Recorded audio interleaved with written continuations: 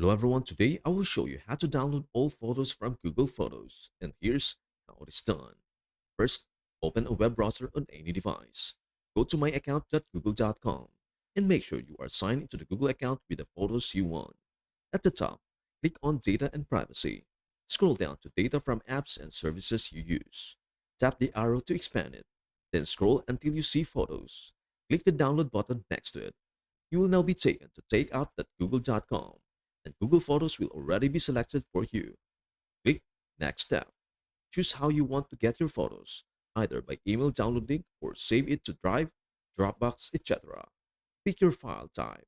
That zip is easiest, and the file size. If your photos are large, they will be split into smaller files. Click Create Export. It may take a few minutes or even a couple of hours, depending on how many photos and videos you have. Once it is ready, download them to your computer or phone, and you are all set. That is everything you need to know about how to download all photos from Google Photos. Before we end, may I humbly ask you a favor? Please do like, share, and subscribe to our channel. This means the world to us.